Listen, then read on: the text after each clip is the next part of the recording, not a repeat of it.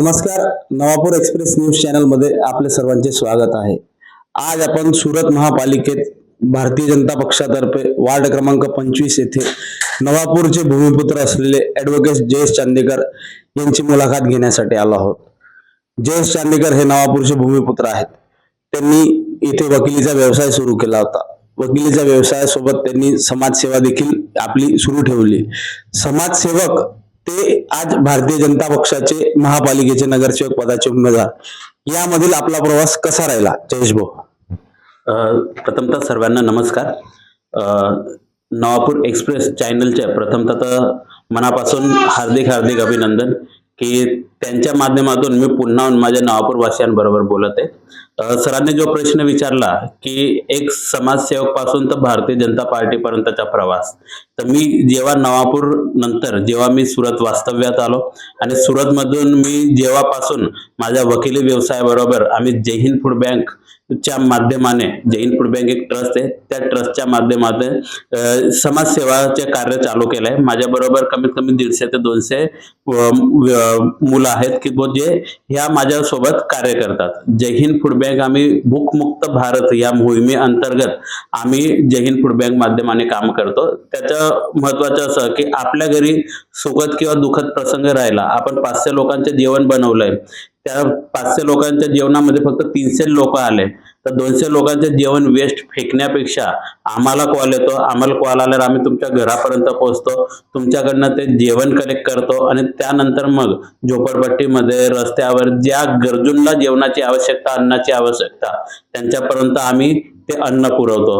त्याचसोबत आम्ही महारक्तदान कॅम्प, त्याच्यानंतर मग गणेश उत्सव मध्ये 9व्या दिवशी इथल्या विस्तारामधून गणपती बाप्पाला चढवलेले फुलहार जमा करून SMC सुरत महानगरपालिकेबरोबर टायअप करून तिथं खात बनवण्यासाठी देतो. सुरत महानगरपालिकेसोबत आम्ही स्वच्छ भारत मिशन मध्ये काम करतो. रस्त्यांवर पडलेले मूर्त्या, देवाचे फोटो जिथं जिथं फेकलेले किंवा ठेवलेले असतात ते आम्ही उचलून महानगरपालिकापर्यंत पोहोचवतो. दिवाळी, दसरा असे आम्ही सण त्योहार आम्ही जय हिंद फूड बँकच्या माध्यमातून आम्ही गरजू लोकांपर्यंत हे करतो.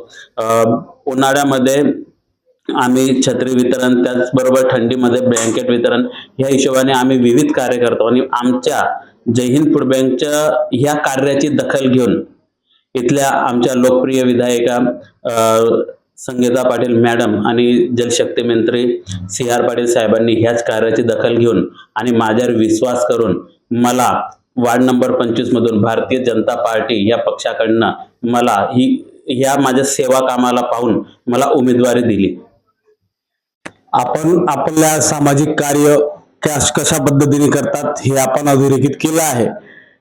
आपण जर भारतीय जनता पक्षातर्फे वार्ड क्रमांक 25 मधून निवडून आले तर आपलं महत्वाचे कुठले कार्य असतील? आपण नगरसेवक म्हणून महापालिकेत असे कुठले ठोस कार्य करणार आहेत जे आपल्या विचाराधीन आहेत की मी नगरसेवक बनल्यावरती हे करू शकतो, मी माझ्या डोक्यातला एक प्रोजेक्ट आहे तो राबवू शकतो, किंवा कुठले असे मुख्य आपल्याकडे फोकस आहे की आपण नगरसेवक झाल्यावरती करणार आहात?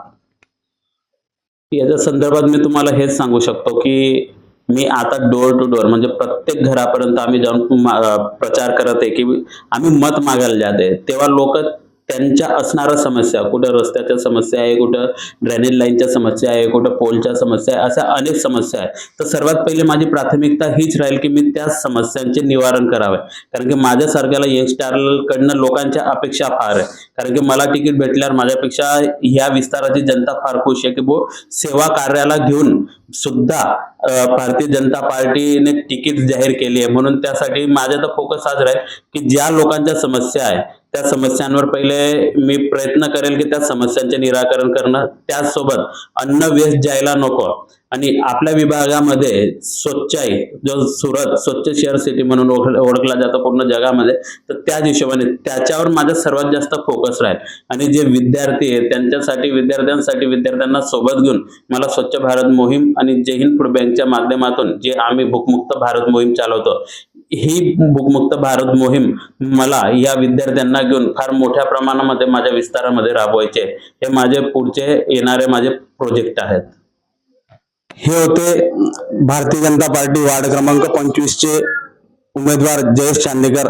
नवापूरच्या भूमिपुत्राला भाजपातर्फे उमेदवारी मिळाली आहे. येणाऱ्या 26 तारखेला सुरत महापालिकेचे मतदान आहे. 28 तारखेच्या निकालांती आपल्याला कळेल की विजयाचा गुलाल हा जयेश चांदेकर यांच्या अंगावर पडतो. आपण त्यांना नवापूर एक्सप्रेस न्यूज तर्फे शुभेच्छा देऊया. धन्यवाद.